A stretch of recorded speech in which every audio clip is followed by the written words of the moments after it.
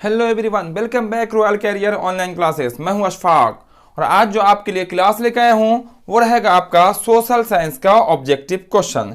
यहां पे हम लोग सोशल साइंस के 50 वीवीआई ऑब्जेक्टिव क्वेश्चन को देखने वाले हैं, तो ध्यान से बने रहेंगे लगातार और दोस्तों को शेयर भी कर देंगे।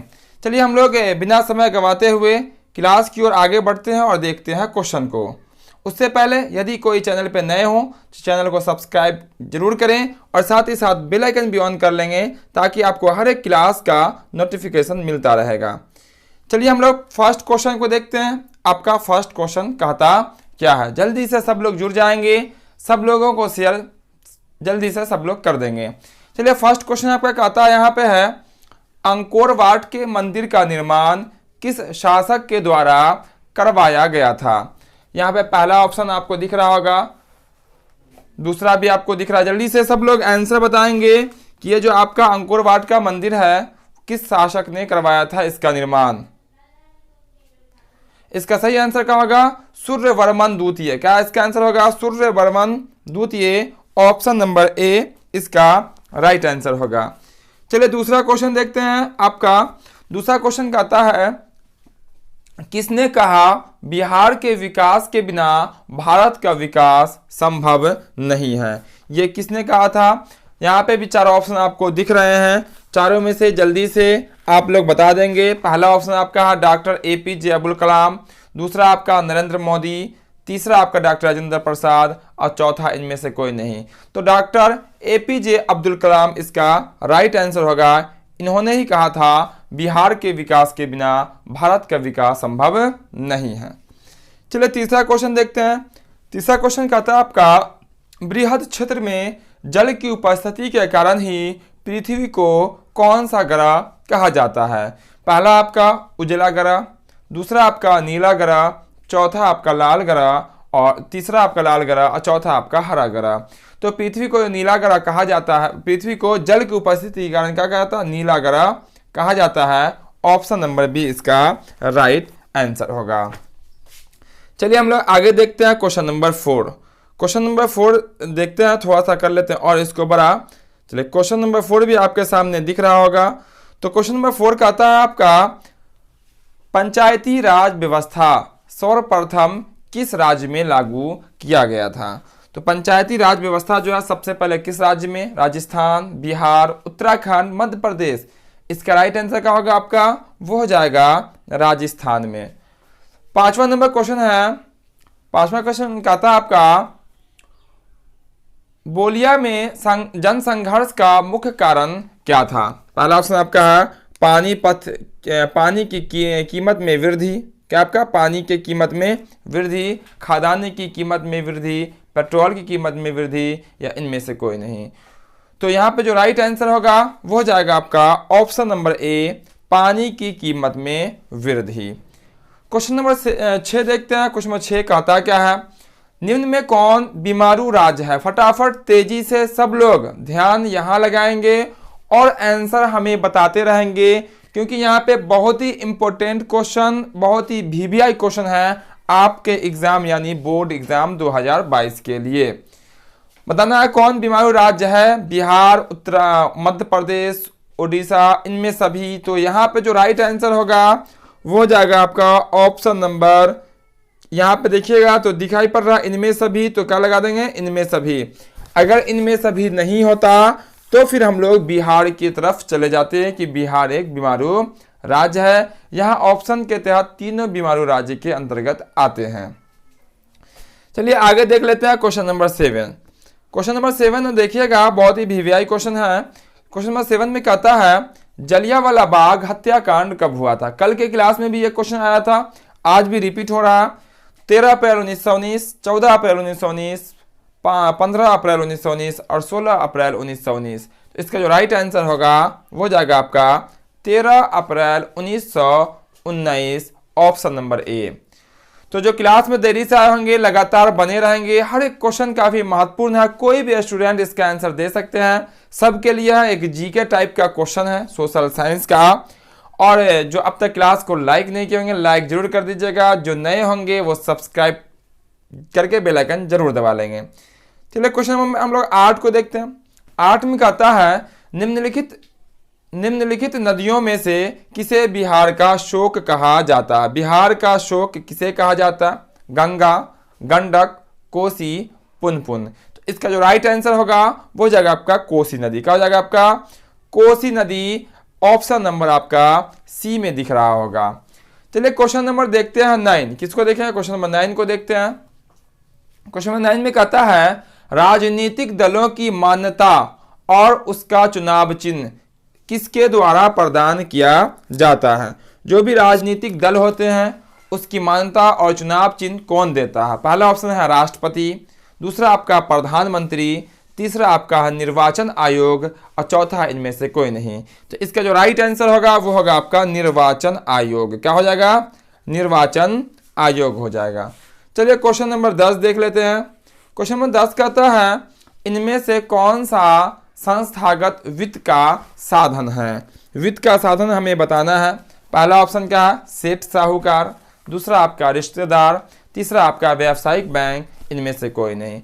वित्त का जो साधन होता है वो देखिए यहाँ पे दिया हुआ संस्थागत, संस्था खुल के जो बना हुआ है वो आपका व्यावसायिक बैंक है ना। व्यावसायिक बैंक जो है वो आपका वित्त का साधन है।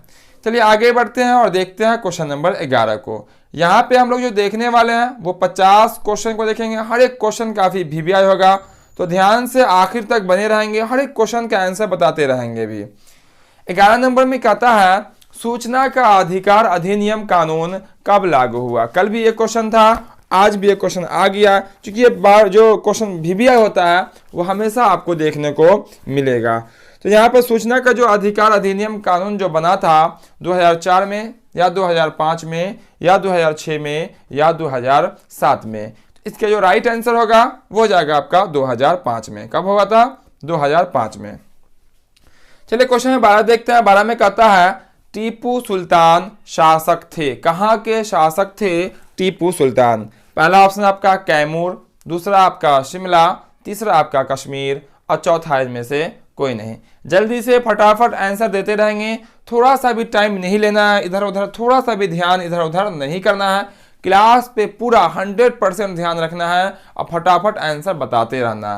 तो इसका जो राइट आंसर होगा वो हो जाएगा ऑप्शन नंबर ए कैमूर। क्या हो जाएगा? Option number A Kaimur. Kaimur के टीपू सुल्तान क्या थे? शासक थे। चलिए क्वेश्चन नंबर देखते हैं हम लोग 13 नंबर क्वेश्चन में कहता है सिखों के 10वें और अंतिम गुरु श्री गोविंद सिंह का जन्म बिहार के किस नगर में हुआ था? तो सिखों के जो अंतिम गुरु थे और जो 10वें गुरु थे उनका जन्म जो है बिहार के किस जिले में हुआ था ये हमें बताना है। पहला ऑप्शन है मुंगेर, दूसरा आपका खगड़िया, तीसरा आपका पटना, चौथा इनमें से कोई नहीं। तो कौन सा नगर बोला गया? जिला की बात नहीं है, आंसर हो जाएगा आपका पटना। क्या था आपका? पटना इसका राइट आंसर हो जाएगा। चलिए हम लोग बढ़ते हैं आगे और देखते हैं क्वेश्चन नंबर 14। किसको देखेंगे? क्वेश्चन नंबर 14 से देखेंगे। थोड़ा सा कर लेते हैं इसको हम बड़ा, ताकि आपको दिखाई दे पूरा, है ना, क्लियर। चलिए यहाँ पे क्वेश्चन नंबर 14 देखेंगे। तो क्वेश्चन नंबर 14 में कहा गया यहाँ पे गुटेनबर्ग का जन्म कहाँ हुआ था? किसका जन्म? गुटेनबर्ग का जन्म कहाँ हुआ था ये हमें बताना है। अमेरिका में, जर्मनी में, जापान में या इंग्लैंड में? इसका जो राइट आंसर हो जाएगा वो हो जाएगा आपका जापान में। तो यहाँ पे जो हम लोग क्वेश्चन देखेंगे उसकी संख्या कितनी होगी? 50 होगी। और एग्जाम में बहुत सारे क्वेश्चन इस क्लास से आने वाले हैं, तो पूरा ध्यान से देखिएगा हर एक क्वेश्चन को, कोई क्वेश्चन मिस नहीं होना चाहिए।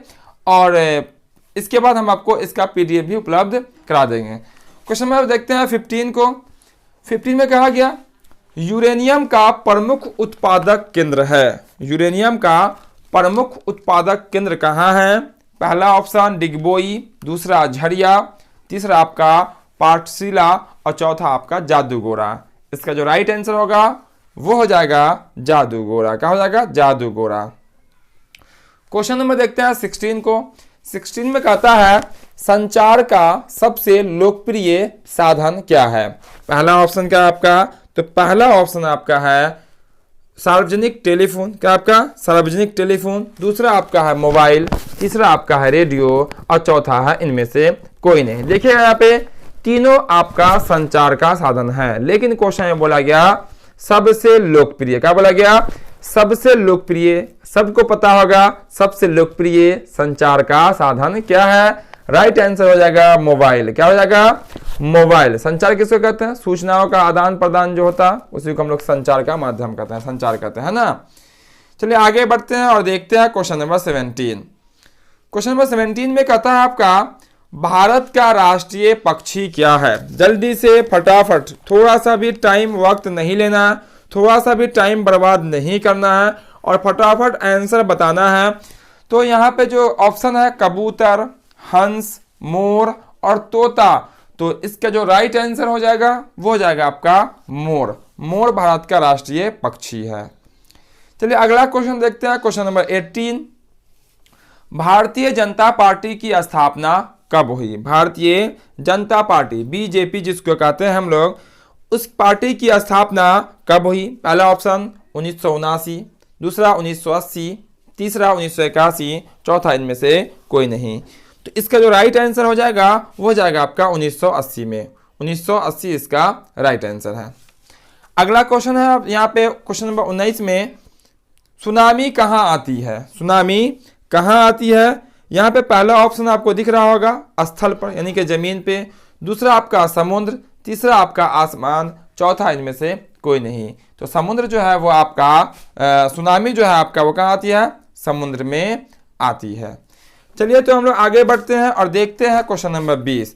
तो जो क्लास में देरी से आए होंगे क्लास को लाइक सब स्टूडेंट कर देंगे, सब लोग क्लास को लाइक कर देंगे और आखिर तक बने रहेंगे क्योंकि यहाँ से बहुत सारे क्वेश्चन एग्जामों में आते हैं और ये आपका जीके टाइप का क्वेश्चन है। जो क्लास 10th में है उनके लिए भी जरूरी है, जो क्लास 9th में है उनके लिए भी जरूरी है, सबके लिए ये क्लास बहुत ही इंपॉर्टेंट है। चलिए 20वां नंबर क्वेश्चन देखते हैं। 20वां नंबर क्वेश्चन कहता है आपका निम्न में से किसको प्राथमिक क्षेत्र कहा जाता है। पहला ऑप्शन आपका सेवा क्षेत्र, दूसरा आपका कृषि क्षेत्र, तीसरा आपका क्या है औद्योगिक क्षेत्र और चौथा इनमें से कोई नहीं। ध्यान रखिएगा प्राथमिक क्षेत्र जो है वो कृषि क्षेत्र को कहा जाता है। किसको कहा जाता है, ऑप्शन नंबर बी इसका राइट हो जाएगा। द्वितीयक क्षेत्र जो है औद्योगिक क्षेत्र को कहा जाता है जिसमें आपका विद्युत किसी वस्तु का निर्माण आता है, और सेवा क्षेत्र को तृतीय क्षेत्र कहा जाता है जिसमें बैंकिंग वगैरह शामिल होता है। चलिए आगे बढ़ते हैं और देखते हैं क्वेश्चन नंबर 21। क्वेश्चन नंबर 21 में कहता है वर्तमान में नेपाल की शासन प्रणाली क्या है। वर्तमान में नेपाल की शासन प्रणाली क्या है, जल्दी से बता देंगे। लोकतंत्र, राजतंत्र, सैनिक तंत्र, इनमें से कोई नहीं। वर्तमान यानी प्रेजेंट में नेपाल में भी लोकतंत्र की बहाली हो चुकी है और वहाँ की जो शासन प्रणाली है वह एक लोकतांत्रिक शासन प्रणाली है। राइट आंसर हो जाएगा ऑप्शन नंबर ए।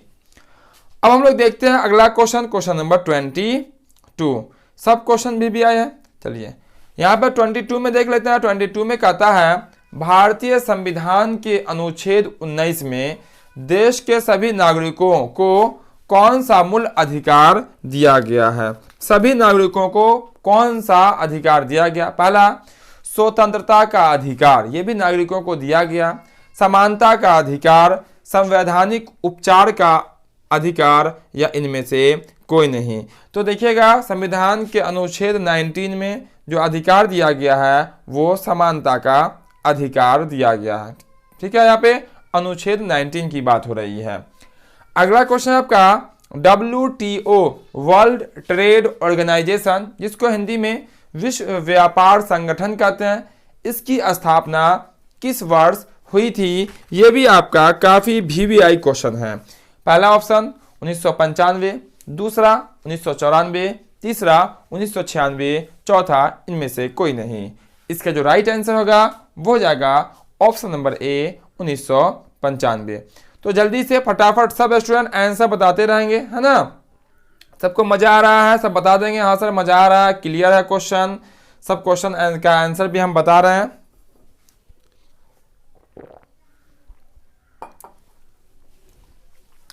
चलिए तो अब देखते हैं क्वेश्चन में, देखते हैं। देखिए प्राथमिक ऊर्जा का उदाहरण कौन सा नहीं है, बस आपको दिख रहा होगा विद्युत। क्या आंसर हो जाएगा, विद्युत जो है प्राथमिक ऊर्जा का उदाहरण नहीं आता।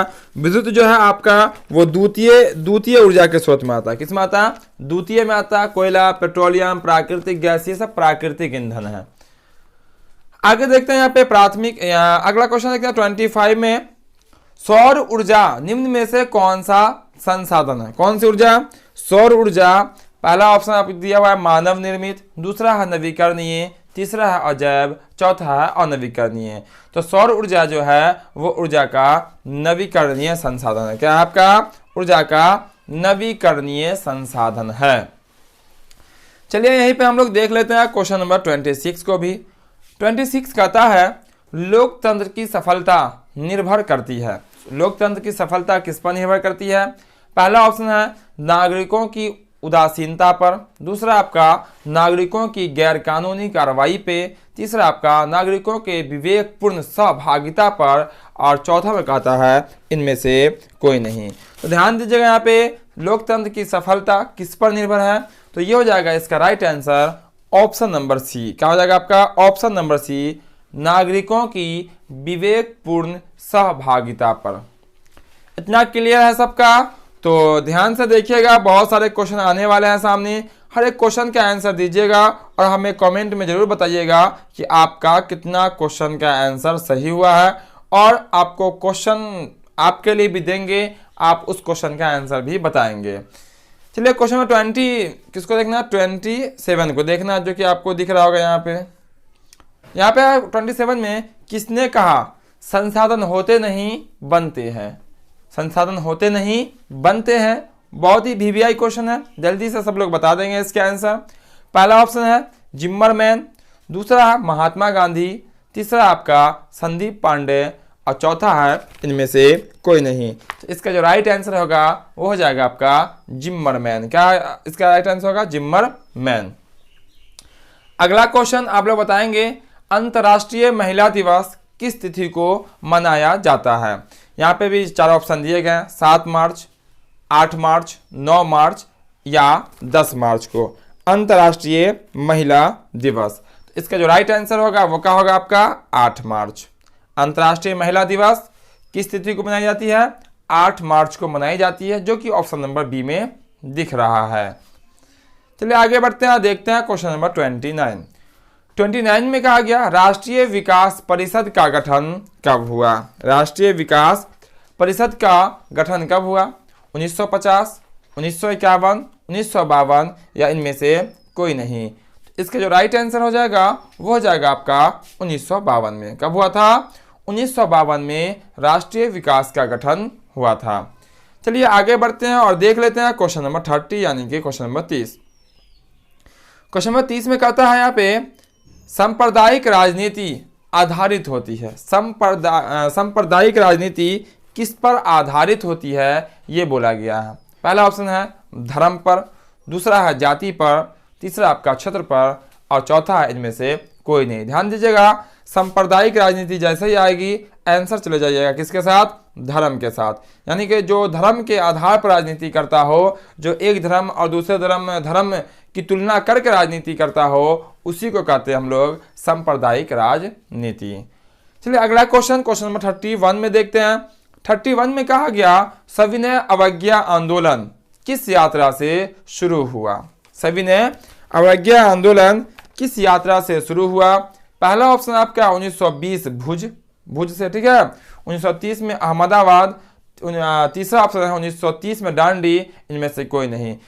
तो सविनय अवज्ञा आंदोलन जो है वो 1930 डांडी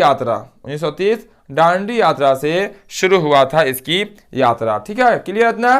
चलिए क्लियर है तो हम लोग बढ़ते हैं आगे और देखते हैं क्वेश्चन नंबर कितना। क्वेश्चन नंबर देखेंगे 32 से। किससे देखेंगे? क्वेश्चन नंबर 32 से देखेंगे। सामने आ गया होगा 32 नंबर क्वेश्चन। तो जो क्लास में देरी से आए होंगे सब लोग जल्दी से क्लास को लाइक कर देंगे, सब लोग क्लास को लाइक कर देंगे और दोस्तों के साथ शेयर भी कर देंगे।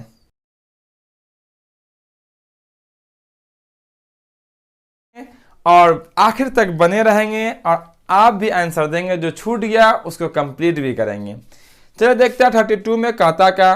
32 में योजना आयोग को भंग कर कौन सा आयोग बनाया गया ये क्वेश्चन रहा आप सबके लिए। क्योंकि पिछले क्लास में हम आपको बता चुके हैं योजना आयोग की स्थापना कब हुई, और फिर इसे पुनः 2015 में आपको हिंट्स दे देते हैं।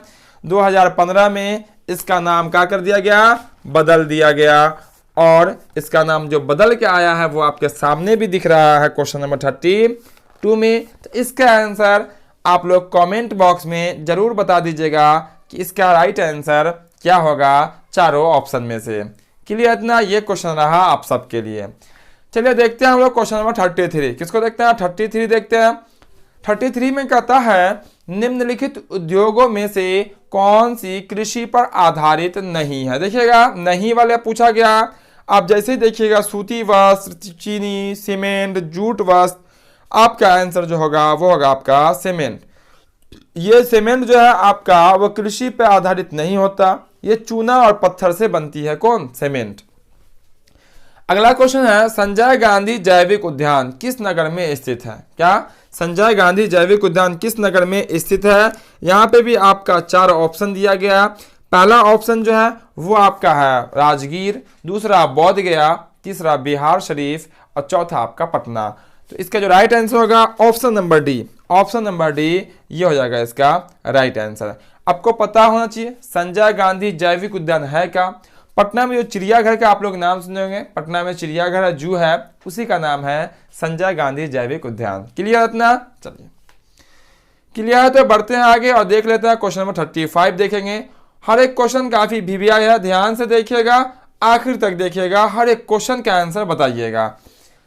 क्वेश्चन नंबर 35 में कहता है नई आर्थिक नीति में किसे सम्मिलित नहीं किया गया है, किसे शामिल नहीं किया गया नई आर्थिक नीति में, ये हमें बताना है।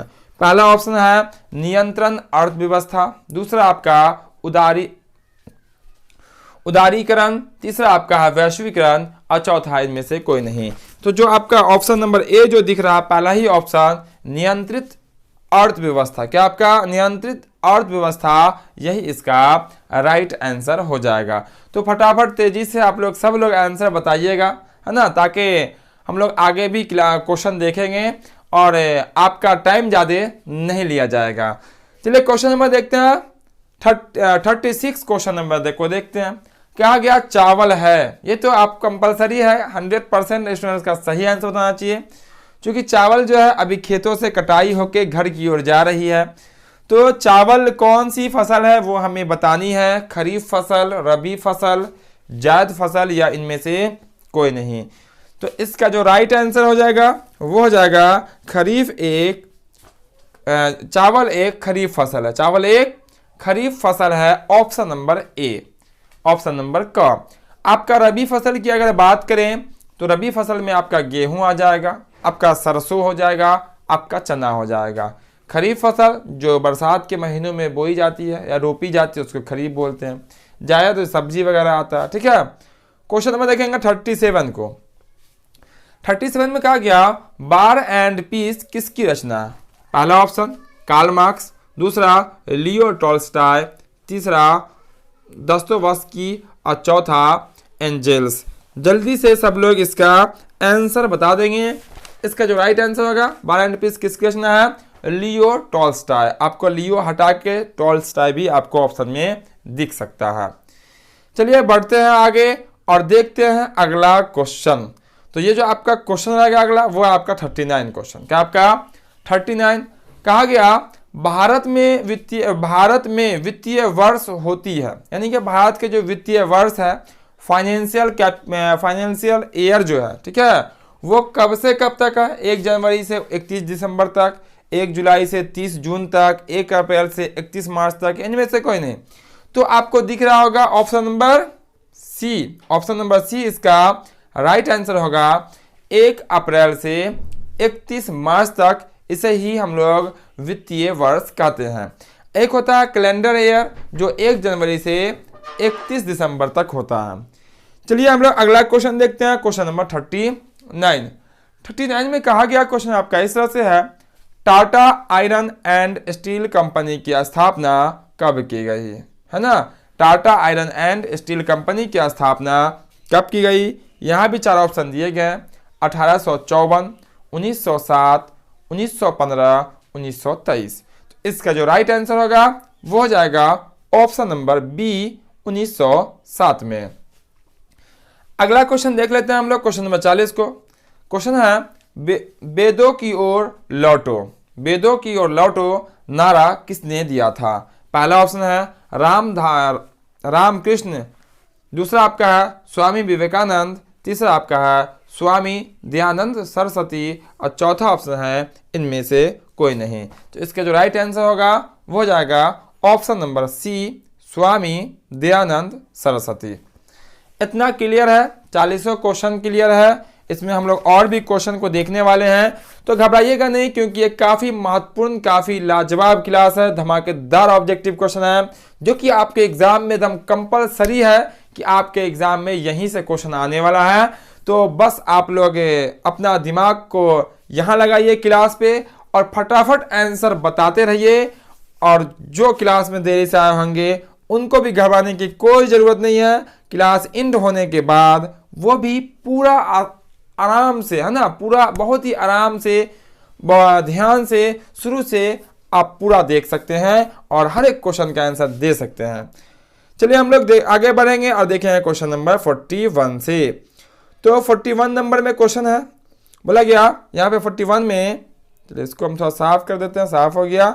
क्वेश्चन नंबर 41 देखते हैं, यूरोपीय सभ्यता का पालना किसे कहा गया? यूरोपीय सभ्यता का पालना किसे कहा गया? पहला ऑप्शन है इंग्लैंड को, दूसरा आपका यूनान को, तीसरा है इटली को, चौथा आपका फ्रांस को। तो इसका जो राइट आंसर होगा वो हो जाएगा आपका यूनान को। क्या? यूनान को कहा गया। चलिए क्वेश्चन में देखेंगे 42, कहा गया यहाँ पे 42 में भारतीय समाचार पत्रों के मुद्रदाता के रूप में कौन गवर्नर जनरल विख्यात है? क्या आपका मुद्रदाता के रूप में कौन जनरल गवर्नर, है ना, गवर्नर जनरल विख्यात है, ये हमें बताना है। यहाँ 4 ऑप्शन आपको दिख रहा होगा। आपका जो पहला ही ऑप्शन जो दिख रहा है वही इसका राइट आंसर हो जाएगा, चार्ल्स मेटकॉफ। क्या हो जाएगा इसका? चार्ल्स मेटकॉफ इसका राइट आंसर हो जाएगा। क्योंकि बहुत सारे ऐसे स्टूडेंट हैं जो क्वेश्चन हमें यहाँ आंसर भी नहीं बता पा रहे हैं, क्वेश्चन पढ़ भी नहीं पा रहे हैं, बहुत सारे स्टूडेंट उसका भी आंसर शेयर कर रहे हैं। चलिए बहुत अच्छी बात है, आपको जो आता है जरूर सबके साथ शेयर कीजिए, इससे आपका घटता नहीं है बल्कि बढ़ता है, और आत्मविश्वास बढ़ता है जब आपका आंसर सही होता है। गलत हो रहा है तब भी कोई घबराने की बात नहीं है, गलत हुआ है तो आपका सही जरूर होगा।